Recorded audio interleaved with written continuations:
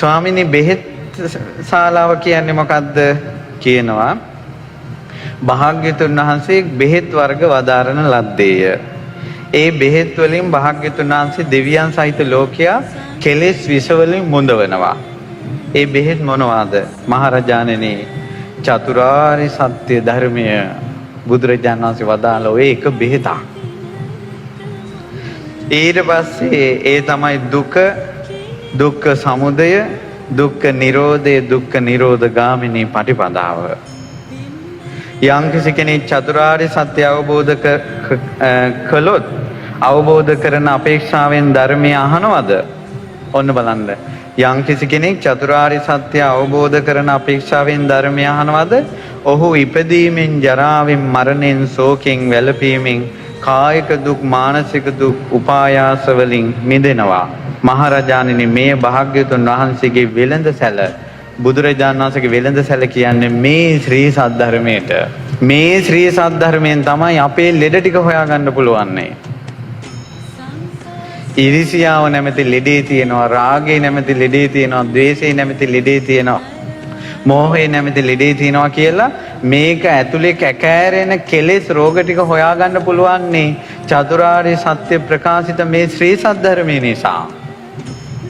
බෙහෙත් වෙළඳ සැල යේකේචි අගදා ලෝකේ විසානම් පටිබාහකා ධම්මගද සමන්නත්ති ඒතම් පිවත භික්ඛවෝ.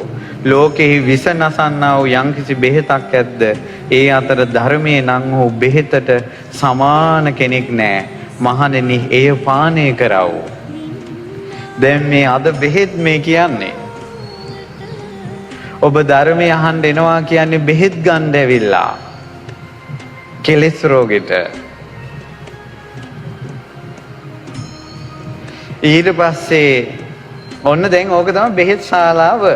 හැබැයි ඒ බෙහෙත් ශාලාවට ගිහිල්ලා ලෙඩ ටික දැනගත්ත පමණින් ලෙඩ නැති වෙලාද? නෑ. ස්වාමීනි, බෙහෙත් වෙළඳ සැල කියන්නේ මොකද්ද? මහරජාණෙනි, භාග්‍යවතුන් වහන්සේ විසින් අනේක ඖෂධ වදාරන ලද්දේ. අර ලෙඩට බෙහෙත් ටික කිව්වා, ඖෂධ වර්ග ටික. වට්ටෝරු ඒ තමයි බුදුරජාණන් වහන්සේ දෙව් මිනිසුන්ට ප්‍රතිකාර කරන ක්‍රමේ තමයි සතර සතිපට්ඨානය. සතර සම්‍යක් ප්‍රධාන වීරිය, සතර ඉරිදිපාද, පංච ඉන්ද්‍රිය, පංච බල, සත්ත බොජ්ජංග ආර්ය අෂ්ටාංග මාර්ගය. භාග්‍යතුන් වහන්සේ මේ ඖෂධයන්ගේ මිත්‍යා දෘෂ්ටිය විරේක කරනවා. ඔන්න බෙහෙත් දෙන තැන ඔය. අර බෙහෙත් ලියන තැන සහ බෙහෙත ලෙඩේ හොයා ගන්න තැන. එහෙනම් ඔබ ලෙඩේ හොයා ගන්නවා වෙන්න පුළුවන් බණ අහලා. දැන් ලෙඩේ හොයාගත්තා නම් ඒක විරේක කරවන්න. ලය විරේක හෝ, බඩ විරේක හෝ, පත්තු බඳින ඒවා හෝ, තෙල් ගාන ඒවා හෝ ඒ ටික කරන්න එපා ලෙඩේ නැති වෙන්න. ඒක කරන්නේ සතර සතිපට්ඨානෙ යෙදෙන්න ඕන. ශ්‍රද්ධා, විරිය, සති, සමාධි, ප්‍රඥා ආදී ගුණධර්ම දියුණු කරන්න ඕන. ඒ තමයි කොච්චර බණ ඇහුවත් පිළිපදිනකල් බෙහෙත වැඩ කරන්නේ නැහැ. කොච්චර බණ ඇහුවත් පිළිපදිනකල් බෙහෙත වැඩ කරන්නේ නැහැ. ලෙඩෙත් දන්නවා, බෙහෙතුත් තියෙනවා. බෙහෙත් ටික ගන්නම ඕන. දැන් අපිට තියෙන්නේ මේ 18 සංනියම හැදිලා තියෙද්දි 18 සංනියම සුව වෙන එකම බෙහෙත මේ සුඩ තියාගෙන බලාගෙන ඉන්නවා. හැබැයි ඒකට හේතුව තමයි බෙහෙත අහගන්නත් දැන් මේක අපි channel කරලා යන්න එපා. එතකොට සල්ලි යනවා. බෙහෙත් ටික ගන්නත් එපා. එතකොට සල්ලි යනවා. ඒ තමයි මූල්‍ය ධනෙ තමයි කුසල්. සසරේ කරපු පින් කුසල් වලින් තමයි මේ වැඩ පිළිවෙල කරන්න බලවන්නේ. ඒකයි තථාගතයන් වහන්සේ පුබ්බේත කත පුඤ්ඤතා පෙර කරපු පින් ඇති බව වර්ණනා කරන්නේ. ඒ නිසා බුදුරජාණන් වහන්සේ පින් කරපු බව වර්ණනා කරනවා. ඊට පස්සේ කියනවා මුළු මිත්‍යා මාර්ගෙම විරේක කරනවා කියනවා.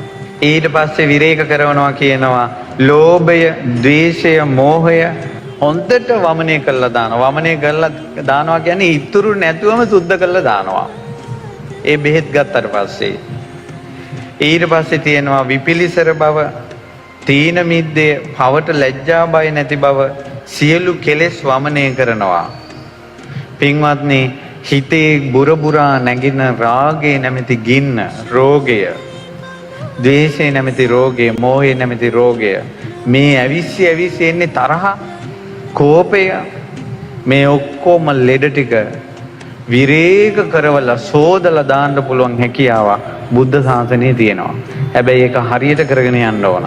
ඒකේචි ඕසදා ලෝකේ විජ්ජති විවිධා බහෝ, යම්තා ඖෂධ ලෝකේ තියෙනවද? ධම්මෝසද සමන්නත්ති ඒතම් පිවත භික්ඛවෝ, ධර්මයේ සමාන ඖෂධයක් නැහැ. බීපල්ලා කිව්වා. මේක පුදුම දෙයක් පින්වත්නි. අපේ අසරණකම තේරුම් ගන්න. වෛද්‍යවරයෙක් ඉඳිද්දී ලෙඩට බෙහෙත් ටික දීදී මේක බීපල්ලා කියද්දී බොන්නේ කියන එක තරම් අපිට අවාසනාවක් තවත් තියෙනවද? බුදුරජාණන් වහන්සේ වැරදි නෑ. බෙහෙත් ටිකද වැරදි නෑ. මේ බුද්ධ ශාසනයට වචනයකින්වත් නින්දා කිරීම දෙවියන් මරුන් බමුණු සහිත ලෝකේ කාටවත් සුදුසු නෑ. උචිත නෑ. නින්දා ලැබීම නැමැති දේ ප්‍රහාණය කරපු ශාසනයක්.